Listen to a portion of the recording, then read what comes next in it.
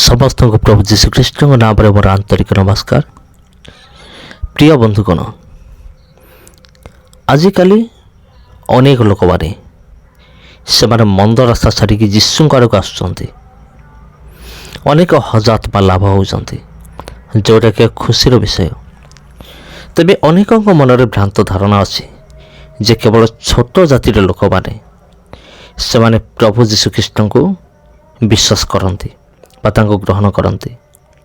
बड़ जातिर लोक मैंने धनी लोक मैंने से केवे भी आसबेनि जीशु पाख। केवल छोट जातिर लोक मैंने जीशु पाख आसती। तेबे प्रिय बंधुगण, आज भिडियो आमे माने देखिबा जने जने फिल्म अभिनेता से किपरि प्रभु जीशुख्रीष्ट को विश्वास कले आ प्रभु जीशुख्रीष्ट को निजर व्यक्तिगत उद्धारकर्ता बा त्राणकर्ता भाव विश्वास कले। आमे तांकर जीवन को देखिबा, तांकर साक्ष्य आमे माने सुनिबा। एपरि अनेक साक्ष्य अच्छे बंधुगण, आ एमती साक्ष्य गुड़िक मध्य सुनिबा आवश्यक। कारण जदि आमे एमती साक्ष्य गुड़िक सुनिबा तेबे आमानकर विश्वास मजबूत हब जे सतरे एमती घटी पारे। आ प्रभु जीशुख्रीष्ट कहले जे मो स्वर्गस्थ पिता जहाँ को आकर्षण करती से मो पाखक आसब। तेबे स्वर्गस्थ पिता जहाँ को आकर्षण करेंगे केवल सी ही जीशु पाख आसब। जहाँ को आकर्षण करेंगे ना से केवे भी आसब ना। तेबे चलते आम माने साक्ष्य सुनिबा। जदि वीडियो आपको भल लगे तेबे वीडियो को आप निश्चय शेयर करेंगे, चैनल को सब्सक्राइब करंतु और वीडियो को लाइक कर दिंतु। धन्यवाद। तो मैं इस प्रकार से अपनी गवाही को शुरू करूंगा कि मेरा नाम तरुण जोशी है और मेरा जन्म पंजाब में अमृतसर शहर के पास में एक छोटा सा कस्बा है जिसका नाम है रैया, वहां पर हुआ। मेरे मम्मी पापा और मेरे एक बड़ा भाई और एक बड़ी बहन और मैं, हम 5 लोग वहां पर रहते थे। 1982 में हिंदू ब्राह्मण परिवार में मेरा जन्म हुआ।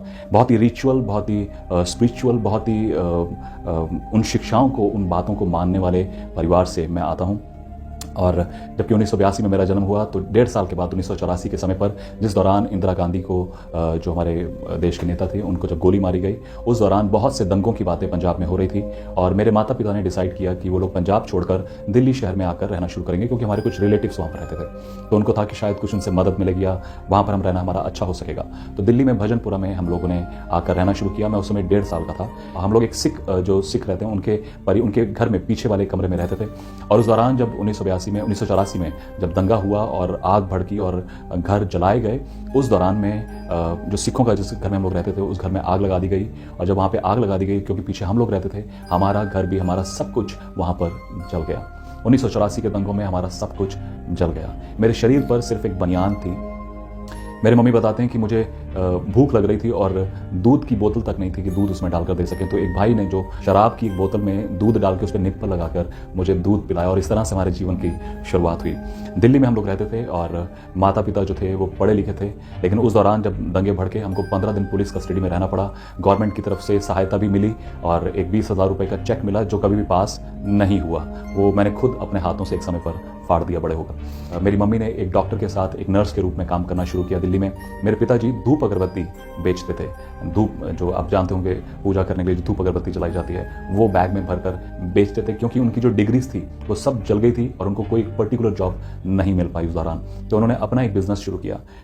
एक पेशेंट जो हमारे मम्मी के क्लिनिक पर आते थे, उन्होंने हमारा एडमिशन सरकारी स्कूलों में करवाया। मैं आपको बताना चाहता हूँ, मेरी शिक्षा 9वीं पास व्यक्ति हूँ मैं, और 10वीं में मैंने अपने स्कूल को छोड़ दिया क्योंकि हमारे परिवार की परिस्थितियाँ बहुत खराब थी। मैं आपसे यूँ कहूँगा कि जब से मैंने होश संभाला तो हमारे घर में कुछ भी नहीं था, सिर्फ एक बेडशीट, एक चादर होती थी और कुछ भी नहीं होता था। हमारे पास जो कपड़े होते थे वो दूसरों के दिए हुए होते थे।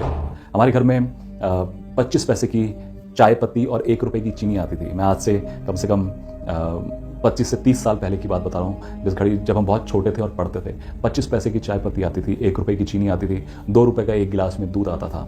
एक समय खा लिया तो खा लिया, दूसरे समय खाने के लिए होगा या नहीं होगा कुछ नहीं पता। हमारे जो साथ के दोस्त होते थे बोलते थे कि हम इन छुट्टियों में यहाँ जा रहे हैं, हम अपने नाना के घर जाएंगे, दादा के घर जाएंगे, हमारे पापा मम्मी हमको वहाँ लेकर जा रहे हैं। लेकिन हमारे पास गर्मियों की छुट्टियों में सिर्फ एक ही कहानी होती थी कि हम घर पर हैं, क्योंकि हमारे पास पैसा नहीं होता था। हमारे माँ बाप के पास इतना रोज़गार नहीं होता था, बड़ी छोटी छोटी इनकम थी जिसमें हम अपना गुजारा कर रहे थे। मेरी मम्मी, क्योंकि सदमा था बहुत बड़ा, मेरी मम्मी की तबीयत बहुत ख़राब रहती थी और अक्सर उनको ब्लड प्रेशर का और दूसरी तकलीफ़ें हो जाती थी और कभी कभी वो बेड रिडन हो जाते थे, माइग्रेन का प्रॉब्लम था। और काफ़ी सालों से, मतलब बचपन से ही हमने ऐसी परिस्थिति को देखा।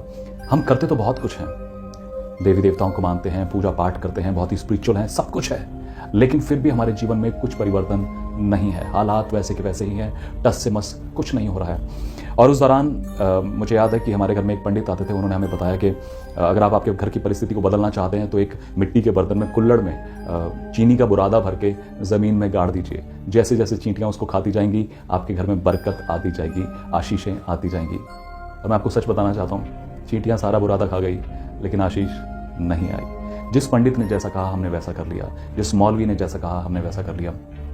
जहाँ पर जितने दिनों के लिए बताया गया कि इतने दिन मत्था टेकना है, आगे यहाँ पूजा करनी है, वहाँ पूजा करनी है, सब कुछ करते चले गए। जब मैं बड़ा हुआ तो किसी पंडित ने मुझे बताया, मेरी मम्मी को बताया कि मुझ पर काल सर्प योग है और मुझे बताया गया कि शनि की 7.5 है, मुझको शनि का ढैया है, मुझे चांदी की अंगूठी पहननी है और वो सुच्चा मोती पहनना है चांदी के इसमें, ताकि मेरा सब कुछ ठीक रहे। लेकिन जो बातें जिसने बताई, हम सब कुछ करते जा रहे थे, लेकिन हमारे जीवन में कोई परिवर्तन नहीं आ रहा था। हमारे हालात बद से बदतर होते जा रहे थे। एक दिन मेरे बड़े भाई ने आके मुझे बोला कि तरुण, एक काम है, क्या तू करेगा? और मैंने उससे बोला कि क्या काम है? उसने बोला कि शादियों में एक वेटर का काम करना है और कुछ नहीं करना, खाना वहाँ पे मिलेगा और 45 रुपये दिहाड़ी मिलेगी और कुछ एक्स्ट्रा टिप भी मिल जाएगी, तो हमारे घर का थोड़ा गुजारा चल जाएगा। और मुझे आज भी वो दिन याद है कि एक वाइट शर्ट पहनकर और एक ब्लैक पैंट पहनकर, जो कि किसी और की थी, और मेरे स्कूल के शूज़ पहनकर हम लोग वहाँ पर गए और पूरी रात जब तक फेरे नहीं हो जाते, सारा काम करके लोगों के आगे ट्रे लेके जाते थे कि सर पानी ले लीजिए, कोल्ड ड्रिंक ले लीजिए, चाय ले लीजिए। और इस तरह से मेरे जीवन की शुरुआत हुई। मुझे याद है प्रियो कि एक समय आया जब मैं एक शादी में था और वहाँ पे जो लड़की का फादर था, मैं उससे टिप मांग रहा था और उसने सबके सामने मेरे मुंह पे थप्पड़ मार दिया। मैं बहुत छोटा था और बिल्कुल मैं स्किनी होता था, बिल्कुल पतला सा होता था, मेरी हड्डियाँ दिखती थी, इतना कमज़ोर होता था मैं। लेकिन जैसे जैसे मैं बड़ा हो रहा था, मेरी अपने आप के प्रति, अपने चारों ओर के प्रति एक एग्रेशन, गुस्सा, नफरत, चिड़चिड़ापन अंदर ही अंदर डेवलप हो रहा था। एक ऐसी भावना कि मैं कुछ करके दिखाऊंगा, मैं कुछ बड़ा करूंगा, और एक बड़ी डिज़ायर थी कि अपने माँ बाप के लिए एक घर बनाना चाहता था। और इस तरह से मेरी ज़िंदगी बढ़ती रही। मैंने शादियों के में वेटर के रूप में काम किया और उस दौरान हम दिल्ली में रहते थे। हमारी परिस्थिति बहुत ख़राब थी और मेरी बहन 9वीं कक्षा में पढ़ती थी और उसी दौरान उसकी शादी कर दी गई, क्योंकि एक लड़का मिल गया जिससे शादी हो सकती थी, और शादी हो गई और वो लोग पंजाब में शिफ्ट हो गए। हमारी परिस्थितियाँ ख़राब होने के कारण हमें वापस दिल्ली से पंजाब में शिफ्ट होना पड़ा, क्योंकि परिस्थितियाँ ऐसी थी। जब हम पंजाब में पहुंचे तो हमें फिर से एक नई शुरुआत करनी पड़ी अपने घर की। मेरे मम्मी काम करते थे, मेरे पिताजी काम करते थे, मेरा भाई, मैं खुद काम करता था। मैं अगर आपको बताऊं कि मैंने कितनी जगहों पर काम किया है, मैंने अपने जीवन की शुरुआत करी एक वेटर से, ठीक है। मैंने पीसीओ, जो पीसीओ होते थे एक समय पर, अब तो नहीं है, पीसीओ एसटीडी पर एज अ वहाँ पे मैं रिप्रेजेंटेटिव एक जॉब करता था, एक 1200 रुपये की सैलरी पे। मैंने हिंदुस्तान लीवर की एक एजेंसी पे डिलीवरी बॉय के रूप में काम किया है। मैंने दुकानों पर काम किया है और फिर जैसे जैसे मैं बढ़ता गया, हमारे पंजाब में जहाँ पर हम रहते थे वहाँ पे मैकडॉनल्ड्स खुला और मैंने सोचा कि मैं भी ट्राई कर लेता हूँ और मैंने मैकडॉनल्ड में जाके इंटरव्यू दिया। मुझे बिल्कुल भी इंग्लिश बोलना नहीं आता था, लेकिन जब मेरा मैकडॉनल्ड में जॉब लगा, मैंने थोड़ा थोड़ा इंग्लिश बोलना सीखा, समझ में आने लगा, मैं बोलने लगा। मैं आपको बताना चाहता हूँ, मैंने मैकडॉनल्ड में जॉब किया है, मैंने पिज़्ज़ा हट में, KFC में, प्लैनेट एम एक म्यूजिक स्टोर होता था, मैंने वहाँ पर जॉब किया है, रिटेल सेक्टर्स में और MNCs में, फास्ट फूड में काम किया है। एक 9वीं पास साधारण व्यक्ति, अगर मैं आपको बताऊं कि मेरी 24 साल की उम्र तक मैंने कम से कम 26 से 28 जगहों पर काम किया। एक जगह काम किया, नहीं समझ में आया, बहुत यंग थे, स्टार्टिंग के दिन थे हमारे जीवन के, और दूसरी जगह शिफ्ट कर लिया। एक जगह काम किया, फिर दूसरी जगह चले गए, कहीं पर कोई बात हो गई, काम छोड़ दिया। लेकिन परिवार की जो परिस्थिति थी वो नहीं बदल रही थी, हालात नहीं बदल रहे थे, सब मेहनत कर रहे थे लेकिन परिस्थितियाँ नहीं बदल रही थी। इस तरह से चलते चलते मेरा एक फ्रेंड था जिसने, जो रिटेल में एक कपड़े के शोरूम पर एक कंपनी में काम करता था, एक मॉल में, और उसने मुझे कहा कि तरुण, दिल्ली में एक मैनेजर की ज़रूरत है, स्टोर मैनेजर की। जो आप मॉल में जाते होंगे वहाँ पर देखते होंगे स्टोर मैनेजर होता है, वहाँ की ज़रूरत है, तो तू करना चाहेगा?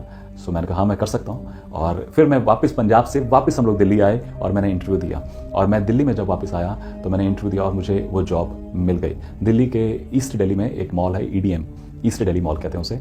मैं वहाँ पर एक शोरूम में एज अ मैनेजर जॉब करता था। तो अगर आप मेरी लाइफ का ग्राफ देखेंगे तो मैं वेटर से मैनेजर बना। मैनेजर बनने के बाद मेरे मैं वहाँ पे एक जिम था जहाँ पे मैं वर्कआउट करता था, वहाँ पे एक लड़का आता था, वो मॉडल था, और मैंने उससे पूछा कि आप क्या करते हैं? वो कहता मैं मॉडलिंग करता हूँ। तो मैंने कहा कि मुझे भी करनी है, और उस समय मैं बहुत हैवी था, मोटा होता था, और उसने मुझे बोला कि पहले अपना बॉडी मेंटेन कर, उसके बाद। मैं आपको बताना चाहता हूँ, मैंने 3 महीने में 25 किलो वेट लूज़ किया दिल्ली की सर्दी में, और उसके बाद मैंने अपना पोर्टफोलियो बनवाया, और दिल्ली से मेरे जीवन की एक नई शुरुआत हुई मॉडलिंग इंडस्ट्री में। मैंने अपने फोटोग्राफ्स खिंचवाए, मैंने फ़ोटोज़ भेजने शुरू करे, और मुझे धीरे धीरे काम मिलना शुरू हुआ। कुछ फैशन शोज़ मिलने शुरू हुए, और रैम्प शोज़ मिलने शुरू हुए, और स्टिल फोटोग्राफी शुरू हुई। मैगजीन्स में फ़ोटोज़ आने लगे, और मॉल्स में जो फैशन शोज़ होते हैं उनमें, या अलग अलग तरह का काम मिलना शुरू हुआ, और मेरे जीवन का जो ग्राफ था वो बढ़ रहा था। लेकिन इस दौरान मैं नहीं जानता था कि परमेश्वर प्रभु यीशु मसीह की मेरे जीवन के लिए क्या योजना है। आज के युवा, आज के जवान जितने भी हैं, बहुत इच्छा रखते हैं फैशन वर्ल्ड में जाने के लिए, टीवीज़ में जाने के लिए, और फिल्म इंडस्ट्री में जाने के लिए। लेकिन मैं आपको बताना चाहता हूँ, ये बहुत ही खतरनाक इंडस्ट्री है, बहुत ही बुराइयों से भरी। मैं कहूँगा कि नरक का दूसरा रूप है फिल्म इंडस्ट्री। बर्बादी है वहाँ पर, और कुछ भी नहीं। तो धीरे धीरे मेरे मॉडलिंग का जीवन शुरू हुआ, और मैंने अलग अलग तरह के काम करने शुरू किए।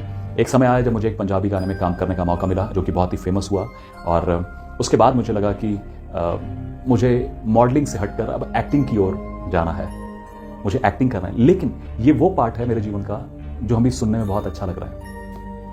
लेकिन दूसरी ओर धीरे धीरे मैं नशे में बढ़ने लगा। मैं दिल्ली में था, मैं सिर्फ 2 सिगरेट पीता था। मेरे फ्रेंड ने मुझे बोला कि एक दिन ट्राई करके देख, तो मैंने सिगरेट पीना शुरू किया, और मुझे उसकी लत लग गई। मैं 2 सिगरेट पीता था, रोज़ का रूटीन बन गया। पहले कभी कभी पीते थे, फिर रोज़ का रूटीन बन गया। लेकिन जब मैं दिल्ली छोड़कर मैंने सोचा कि मुझे एक्टिंग के लिए बॉम्बे जाना चाहिए, मैं बॉम्बे शिफ्ट हुआ। वहाँ पे ना तो मेरी माँ थी, ना मेरे पिताजी, और ना ही कोई और जो मेरे साथ रहता।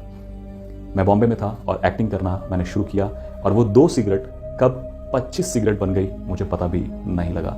मेरा रोज़ का रूटीन था, मैं कम से कम रोज़ की 20 से 25 सिगरेट पीता था। बहुत से लोग आज कहते हैं कि अरे आपने यीशु मसीह को फॉलो करना शुरू कर दिया, आपने धर्म बदला होगा, आपको पैसे मिले होंगे। मैं आपको सच बताना चाहता हूँ प्रियो, कि अगर आप कैलकुलेट करना शुरू करें, सिर्फ अपने मोबाइल पे कैलकुलेशन करना शुरू करें, तो मेरी एक दिन की सिगरेट उस समय 6 रुपये की आती थी, आज शायद 15 या 20 रुपये की होगी एक सिगरेट। लेकिन अगर आप एवरेज पकड़ें तो 10 रुपये की एक सिगरेट भी पकड़ें, तो और 20 सिगरेट भी रोज़ की पकड़ें तो 200 रुपये की एक सिगरेट एक दिन की, और अगर महीने की लगाएंगे तो 3600 रुपये की, एक साल की लगाएंगे तो 72,000 रुपये की, या 90,000 रुपये के आसपास एक साल की सिर्फ सिगरेट्स हैं। और अगर आप 10 साल, पिछले 10 साल से मैंने एक भी सिगरेट नहीं पी प्रभु यीशु मसीह के पास आने के बाद, तो आप सोच सकते हैं 9 लाख रुपया 9 लाख रुपया सिर्फ एक सिगरेट छोड़कर परमेश्वर ने मेरा बचा लिया। हालेलुया। सो इस तरह से मेरा जीवन बढ़ रहा था। मैं बॉम्बे शहर में था, मैंने ऑडिशंस देने वहाँ पे शुरू किए, स्ट्रगल करना शुरू किया, और मैं आपको बताना चाहता हूँ कि बिल्कुल भी आसान नहीं है। बहुत महंगा है, बहुत एक्सपेंसिव है, बहुत स्ट्रगल है, बहुत ज़्यादा गंदगी है, बहुत ज़्यादा बुराई है। उस तरफ कभी भी ना जाए, मैं सब जवानों को यही सलाह दूंगा आपको। मैं बॉम्बे में था, और मैं ऑडिशंस देने जाता था, लेकिन इतना कभी कभी डिस्करेजमेंट होता था, इतना डिप्रेशन होता था। मेरी सिगरेट के साथ साथ मेरी शराब शुरू हो गई। मैं रोज़ शराब पीने लगा, और ऐसा फ्रेंड सर्कल मिल गया मुझे, जहाँ पर मैं रोज़ मुझे शराब पीने को मिल जाती थी। शराब के साथ साथ मेरा जीवन व्यभिचार की ओर बढ़ने लगा। आपने समलैंगिकता, होमोसेक्सुअलिटी सुना होगा, जहाँ पर अगर मैं बिब्लिकल भाषा में कहूँ तो सदोम और गमोरा, है ना, जहाँ पर पुरुष पुरुष के साथ और स्त्री स्त्री के साथ एक तन होते हैं, जो कि परमेश्वर की नज़र में एक बड़ा जघन्य अपराध है, पाप है बहुत बड़ा।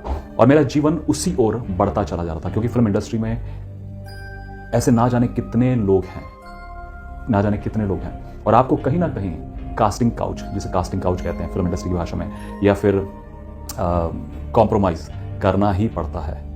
और मेरा जीवन उस ओर भी जाने लगा। मेरा जो फ्रेंड सर्कल था, मेरी जो सराउंडिंग थी, वो ऐसे लोगों से बढ़ने लगी, और मेरा जीवन व्यभिचार में, नशे में, होमोसेक्सुअलिटी में, और ना जाने कितनी बुरी बुरी चीज़ों में बढ़ता चला गया। अगर आप मेरे फोटोज़ देखें या मेरे वीडियोज़ देखें पुराने जीवन के, तो आप सच में हैरान हो जाएंगे कि सच में मैं ही हूँ या कोई और है।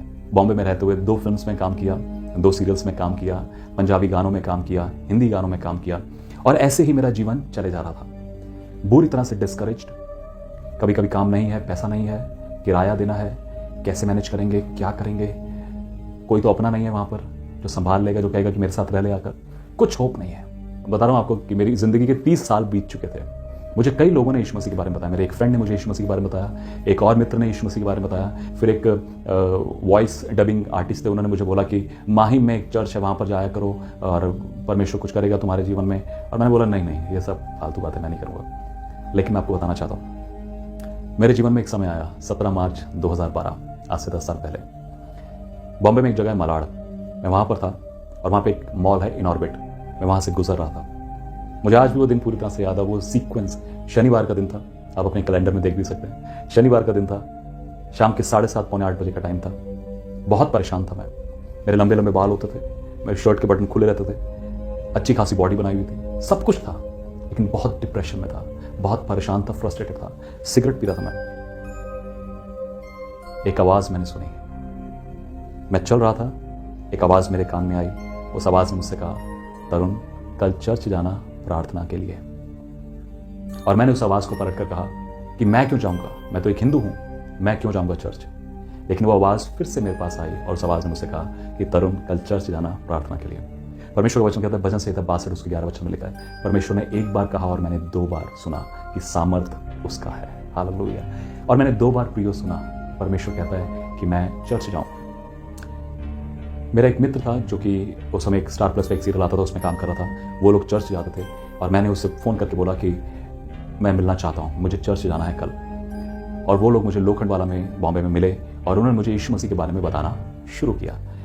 और मेरी जो भाषा थी वो इस प्रकार से थी कि मेरे को इन सब बातों से कोई मतलब। उसने मुझे बोला कि तरुण, उस चर्च में कोई मूर्ति नहीं होती, हम लोग जाते हैं, परमेश्वर की आराधना करते हैं, गीत गाते हैं, वचन सुनते हैं और वापस आ जाते हैं। मैंने कहा देख बाबा, मुझे इन सब बातों से कोई मतलब नहीं, तुम क्या करते हो तुम अपना देखो, लेकिन मुझे सिर्फ देखने का है वो है क्या। मेरी भाषा ऐसी होती थी कि मुझे सिर्फ देखने का है वो है क्या। और मैं आपको सच बताऊं, इन पिछले 10 सालों में जो मैंने मसीह यीशु के साथ जिए हैं, आज मैं प्रतिदिन देखता हूं कि वो है क्या। हालेलुया। अलग अलग रूप से, अलग अलग तरीकों से वो मुझे दिखाता है कि वो है क्या। और इस तरह से मेरा जीवन प्रभु यीशु मसीह के साथ शुरू हुआ। 18 मार्च 2012 को मैं पहली बार मुंबई शहर में न्यू लाइफ फेलोशिप चर्च में, जहाँ के पास्टर विल्सन फर्नांडिस और सिस्टर मारिया फर्नांडिस, जो कि उस चर्च की अगुवाई करते थे, आज भी करते हैं, और वो बॉम्बे में थे। और उस चर्च में मैं पहली बार गया। जब मैं पहली बार गया तो वहाँ पर एक विश्वासी जो बुजुर्ग स्त्री हैं, बहन है, उन्होंने मेरे पास आकर मुझे ऐसे टैप किया और मुझे कहा, प्रभु सब ठीक करेगा। और मैं सोच रहा था, अरे बुड्ढी, तेरे को पता भी है हुआ क्या है, क्या ठीक करेगा तेरा प्रभु, क्या ठीक करेगा। मेरी जिंदगी का बेड़ा गर्क हुआ पड़ा है, हालात बुरे से बुरे हुए पड़े हैं, प्रभु को पता भी है तुम्हारे, और अगर पता ही था तो क्यों नहीं पहले ठीक कर लिया। और मेरे मन में बहुत से विचार थे। मैं वहां पे खड़ा हुआ था और आराधना चल रही थी। जब आराधना चल रही थी और मैं सबको ऐसे देख रहा था और मैं सोच रहा था कि इनको क्या मिल गया, इतने खुश हैं, पागल हो गए क्या, क्यों नाच रहे हैं। बहुत सी चर्च में लोग नाचते हैं लिटरली, क्यों नाच रहे हैं, ऐसा क्या मिल गया इनको। और मैं आपको बताना चाहता हूं, उस आराधना के दौरान अचानक मैं रोने लगा। मैं 2 घंटे वहां पर रोता रहा। आराधना होती रही, मैं रोता रहा, प्रार्थना हुई, वचन हुआ, मैं रोता रहा। मेरा मुंह पूरा आंसुओं से भरा हुआ था। जो वहां पे पास्टर विल्सन फर्नांडिस, उन्होंने मेरे ऊपर इस बात को बोला कि ब्रदर, परमेश्वर आपको अंधकार से ज्योति में लेकर आ रहा है। और मेरे लिए इन सब बातों के कोई मायना नहीं था, ये सब बेकार की बात है, ऐसा थोड़ी ना होता है। लेकिन मैं आपको सच बताना चाहता हूँ, सभा खत्म हो गई, चर्च समाप्त हो गया और पास्टर ने मुझे बुलाया। पास्टर ने मुझे बोला, क्या हुआ ब्रदर आपके जीवन में। और जब मैंने अपने जीवन की बातें उनको बताना शुरू किया तो उन्होंने कहा कि क्या मैं आपके लिए एक बार प्रार्थना करूं। मैंने कहा करिए। उन्होंने जब मेरे लिए प्रार्थना करी, मैं आपको सच बताना चाहता हूं, वो परमेश्वर के दास मेरे साथ बैठकर रोने लगे। जब वो रोने लगे और हम दोनों रो रहे थे, हम दोनों के चेहरे आंसुओं से भरे हुए थे। मैं आज भी उस सीन को याद करता हूं, उस समय को, कि सच में मेरा सारा मन का बोझ जो था निकल गया। उस पहले दिन से, उस प्रार्थना के बाद से मेरे जीवन में एक अद्भुत परिवर्तन आना शुरू हो गया। मेरा जो सिगरेट पीना था, मेरा सिगरेट पीना बंद हो गया। धीरे धीरे मेरा सिगरेट पीने को मन नहीं करता था। व्यभिचार मेरे जीवन से खत्म होने लगा। जिन स्त्रियों के प्रति मेरी निगाह बुरी थी, परमेश्वर ने मेरे विचारों को उनके प्रति बदलना शुरू कर दिया। मेरे जीवन में एक ड्रास्टिक, एक बड़ा बदलाव आना शुरू हुआ। लेकिन दूसरी ओर मेरी माँ बहुत बीमार रहती थी। उनका बहुत खर्चा होता था दवाइयों के ऊपर और दूसरी चीज़ों के ऊपर। उस दौरान मैं पंजाब में, जबकि मैं बॉम्बे में रहता था, एक हमारे पंजाब में एक फेस्टिवल था और उसको सेलिब्रेट करने के लिए मैं वापस अपने घर पर कुछ दिन के लिए छुट्टी मनाने के लिए आया। और हम उस दौरान एक मंदिर में गए और मैं उन मूर्तियों से, जबकि मैंने चर्च जाना शुरू किया था, लेकिन फिर भी मैं मंदिर भी कभी कभी जा रहा था। और उन मूर्तियों से मैं पूछ रहा था कि क्या जो मेरी माँ इतनी तकलीफ में है आप इसको ठीक नहीं कर सकते, इसकी तबीयत ठीक नहीं हो सकती क्या? लेकिन मैं आपको बताना चाहता हूं, जब मैं बॉम्बे में था मैंने एक गवाही को सुना था। मेरे पास्टर की जो वाइफ है उनको अस्थमा की प्रॉब्लम थी और वैसी ही समस्या मेरी माँ की भी थी। उन्होंने एक बार, उनकी मम्मी ने उपवास प्रार्थना में थी और जो सिस्टर थी मारिया, वो सो रही थी और उन्होंने सपने में देखा कि यीशु मसीह उनके कमरे में आया, उनको उठाया और उनको बोला कि तुम क्या चाहती मैं तुम्हारे लिए करूं। और उन्होंने कहा कि प्रभु ये जो मेरे सांस लेने की प्रॉब्लम है ये ठीक हो जाए। और उस दिन से उनका अस्थमा का प्रॉब्लम चला गया। और आप जानते हैं परमेश्वर का वचन कहता है, रोमियो 10:17 में लिखा है, विश्वास सुनने से और सुनना मसीह के वचन से होता है। मैंने इस गवाही को सिर्फ सुना था कि ऐसा भी हो सकता है क्या। तो मैंने मेरे मित्र से पूछा जो मुझे चर्च लेकर गए थे कि अगर मैं मेरी माँ के लिए उपवास रखूं तो मेरी माँ ठीक हो जाएगी क्या? उसने बोला हाँ, तो रख कर देख। और मैं सच बताता हूँ प्रियो, मुझे सिर्फ कुछ 18-20 दिन हुए थे चर्च जाते हुए, और बाइबल मैंने बहुत ज़्यादा कुछ 2-4 चैप्टर पढ़े थे, मुझे पता नहीं था कुछ भी। शुरुआती दिन जो हमारे मसीह जीवन के होते हैं। जब मैं पंजाब गया और मैंने मेरी माँ को सामने खड़ा किया और मैंने उपवास रखा था उस दिन, और मैंने मेरी माँ को पूछा, मैंने कहा मम्मी क्या आप विश्वास करते हैं प्रभु यीशु मसीह आपको चंगा कर सकता है? और मेरी मम्मी ने बोला हाँ। जबकि सब हिंदू परिवार से थे, सबको मान रहे हैं, लेकिन यीशु मसीह के नाम पे उन्होंने बोला हाँ। मुझे प्रार्थना करनी नहीं आती थी, मैंने सिर्फ अपना हाथ मेरी माँ के ऊपर रखा और मैंने बोला मन ही मन कि प्रभु यीशु मसीह ये मेरा हाथ नहीं है, ये आपका हाथ है, और इसी हाथ से मेरी माँ की सारी बीमारी खींच लीजिए, निकाल दीजिए। मैं आपको सच बताना चाहता हूँ प्रियो, उसी दिन मेरी माँ पूरी तरह से चंगाई पा गई और आज तक प्रभु यीशु मसीह के अनुग्रह से मेरी माँ बिल्कुल ठीक है। हालेलुया। उनको कभी भी सांस लेने की या वो सारी समस्याएं जो पिछले कई सालों से चलती आ रही थी वो पूरी तरह से ठीक हो गई। उसके बाद एक समय आया जब मेरी बड़ी बहन में, उसको किसी ने जादू टोना किया हुआ था। मेरी सगी बड़ी बहन गीता, उसको किसी ने जादू टोना किया हुआ था और उसमें दुष्ट आत्मा थी और उसके शरीर में अलग अलग जगह जख्म थे और उसके सिर में इतने गड्ढे, इतने छेद हो गए थे। जैसे आप रोड पर चलेंगे तो देखेंगे चींटियों की बाम्बियां बनी होती हैं, चींटियों के खुड बने होते हैं जिसमें चींटियां निकलती हैं। इस तरह से उसके सिर में जुएं थी और उसकी जगह जगह सिर में छेद हो गए थे जिसमें जुएं खाती थी जैसे, और जब उसको कंघी करते थे तो बाल निकल जाते थे, गंजी हो जाती वहां से वो। तो ऐसी दुष्ट आत्मा थी उसमें। लेकिन मैं आपको बताना चाहता हूं कि बड़ा नया नया मेरा विश्वास था प्रभु के पास, और मेरी बहन ने बोला कि तरुण मुझे बचा ले। मैंने कहा मैं तो नहीं बचा सकता, लेकिन यीशु मसीह बचा सकते हैं, यीशु मसीह आपको बचा सकते हैं, क्या मैं तेरे लिए एक प्रार्थना करूं? मेरी बहन ने बोला हाँ। जब मैंने उसके ऊपर अपने हाथ को रखा, उसने मेरे हाथ को हटा दिया। उसने बोला मेरे ऊपर अपने हाथ को मत रख, मुझे बहुत भारी लगता है। फिर मैं उसको चर्च में लेकर गया, जिस चर्च में जब मैं पंजाब आता था, जिस चर्च में जाता था वहां पर लेकर गया, और जब वहां पर उसके लिए प्रार्थना की गई उसमें से दुष्ट आत्मा निकली और परमेश्वर ने उसको स्वतंत्र किया और आज वो पंजाब में रहकर प्रभु यीशु मसीह की सेवा करती है। इस तरह से मेरा विश्वास बढ़ना शुरू हुआ और मैंने परमेश्वर से कहा कि प्रभु आप क्या चाहते हैं? आप जानते हैं मैं कैसे बुरे जीवन को जीता हूं, आप जानते हैं प्रभु ये कितनी कमियां हैं मेरे जीवन में, आप जानते हैं जो कुछ मैंने अपने जीवन में किया है। और परमेश्वर ने मुझे एक वचन दिया, इब्रानियों 1:11, और जब मैंने उस वचन को पढ़ा तो वहां पर लिखा है वे सब वस्तुएं पुरानी हो जाएंगी लेकिन तू नया बना रहेगा। परमेश्वर मुझे बताना चाहता था कि वो फिल्म इंडस्ट्री, ये दुनिया और दुनिया के सब कामकाज धीरे धीरे धीरे धीरे करके पुराने होते चले जाएंगे, लेकिन अगर तरुण तू मुझ में बना रहेगा, तू बना रहेगा। मैंने निर्णय लिया कि मैं उस सारे बुरे कामों को छोड़ दूंगा जिनसे मैं अपने जीवन को चला रहा था, एक ऐसे जीवन को जहाँ पर नशे हैं, व्यभिचार है, बुराइयां हैं, बहुत सी दूसरी चीज़ें हैं, उन सबको छोड़कर बेहतर है कि अपने परिवार के साथ, परमेश्वर के साथ अपने जीवन को जीना शुरू कर सकें। मैं पंजाब में आया, वहाँ पे जो पास्टर थे मैंने उनसे पूछा कि क्या मैं आपकी चर्च में आकर कुछ समय प्रार्थना में बिता सकता हूँ? उन्होंने बोला जरूर आ जाया करिए। तो मैं आपको बताना चाहता हूँ मेरा प्रार्थना का समय क्या था। मैं सुबह 4 बजे घर पर उठता था, 4 से 5 मैं 1 घंटा अपने घर पे प्रार्थना करता था, 5 से 6 मैं चर्च में जाके प्रार्थना करता था, 6 से 7 हम लोग पास्टर जी के साथ वचन पढ़ते थे, और 7 से 7:30 8 बजे तक हम पास्टर जी के कुछ काम कर देते थे। उनका टॉयलेट साफ कर दिया, दूध ले आए, कुछ और काम कर दिए, और इस प्रकार से मेरे मसीह जीवन की शुरुआत हुई। और 8 बजे घर आता था मैं वापस, कुछ खाने को मिल गया तो ठीक है, नहीं तो 9 बजे मैं वापस चर्च में चला जाता था। मैं आपको बताना चाहता हूँ प्रियो कि सुबह 9 बजे से लेकर रात के 9-10 बजे तक मैं चर्च में ही रहता था। मैं सारा दिन बाइबल पढ़ता था। मैं अगर आपको बोलूं कि मैं 16-16, 15-15 घंटे मैंने बाइबल पढ़ी है, प्रार्थना में समय बिताया, अकेले परमेश्वर के साथ समय बिताया, परमेश्वर से सुना है प्रियो। मेरा वो 12-12, 15-15 घंटे चर्च में रहकर प्रार्थना करना और बाइबल पढ़ना, मैं आज तक किसी बाइबल कॉलेज में नहीं गया। मैं 21वीं बार इन 10 सालों में 21वीं बार बाइबल को पढ़ रहा हूँ। मैंने जो कुछ सीखा परमेश्वर की उपस्थिति में बैठकर परमेश्वर के वचन को पढ़ते पढ़ते सीखा। और उस दौरान मेरी शादी की बात हुई एक जगह, और जिस लड़की से मेरी शादी की बात हुई उस बहन ने बताया कि किस तरह से प्रभु यीशु मसीह ने उसको बुलाया है, और मैंने प्रभु यीशु मसीह से पूछा, मैंने कहा प्रभु मैं बॉम्बे तो छोड़कर आ गया हूँ, लेकिन कभी आपने मुझे ऐसा बताया नहीं कि आपने मुझे बुलाया है। क्या सच में आपने मुझे बुलाया है कि मैं आपकी सेवा करूं? और मुझे याद है मैं उस समय इस वचन को पढ़ रहा था, व्यवस्था विवरण 10वां अध्याय उसके 12वां वचन। लिखा है, अब हे इज़राइल, तेरा परमेश्वर यहोवा तुझसे इसके सिवाय और क्या चाहता है कि तू अपने परमेश्वर यहोवा का भय माने और उसके सारे मार्गों पर चले और उससे प्रेम रखे और अपने पूरे मन और सारे प्राण से उसकी सेवा करे। मैं इस वचन को पढ़ रहा था और परमेश्वर ने मुझे कहा, समझ में आया? मैंने कहा नहीं। परमेश्वर ने कहा फिर से पढ़। मैंने फिर से पढ़ा, समझ में आया? नहीं। जब इस आखिरी बात को पढ़ा कि मैं तुझसे यही चाहता हूं कि तू मेरी सेवा करे, मैं समझ सका कि परमेश्वर मुझे सेवा के लिए बुला रहे हैं और मैंने सेवा करना शुरू किया। मैं अपने पास्टर जी के साथ अलग अलग घरों में जाता था और मुझे मौका देते थे वो कि मैं अपनी गवाही को शेयर करूं, जैसे मैं आज आपके साथ शेयर कर रहा हूं।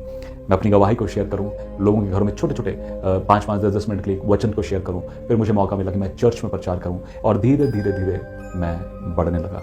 और एक समय आया जब मैं 40 दिन की उपवास प्रार्थना में था और मैंने परमेश्वर से पूछा कि प्रभु आप कहाँ चाहते हैं कि मैं सेवा के लिए जाऊं? और परमेश्वर ने एक दर्शन के दौरान मुझे ये शहर लखनऊ दिखाया और परमेश्वर ने मुझे दिखाया कि मैं लखनऊ शहर में खड़ा हूं और एक भाई मेरे साथ खड़े हैं और उन्होंने मुझे कहा कि तरुण भाई ये लखनऊ है। मैं लखनऊ शहर में किसी को भी नहीं जानता था, all alone, not even single person, एक भी व्यक्ति को नहीं जानता था। जब मैं पहली बार लखनऊ में आया 2014 8 मार्च को मैं पहली बार लखनऊ शहर में आया। मुझे नहीं पता था कहाँ पर जाना है, पर मैं आपको सच बताता हूँ, परमेश्वर ने मुझे हर एक बात में अगुवाई करी कि ये करना है, यहाँ जाना है। और परमेश्वर ने मेरे लिए सारे बंदोबस्त किए। यहाँ पर एक जगह में मेरे को रहने के लिए जगह मिल गई जहाँ पे मैं 15-16 दिन बिता सका। उस दौरान जब मैं यहाँ पे सिर्फ के लिए आया, मैं एक परिवार में आया जो कि आज मेरा ससुराल है, जो कि आज आपने उनका नाम सुना होगा शायद, रेवरेंड मैक्सवेल डेविड और स्नेहलता डेविड। मैं उनके घर पर प्रार्थना के लिए आया था और उस दौरान मैं वहाँ पर अपने होने वाले जीवन साथी सहायता से मिल सका। आज हमें 8 साल हो गए हैं यहाँ लखनऊ शहर में रहते हुए और परमेश्वर की सेवा करते हुए।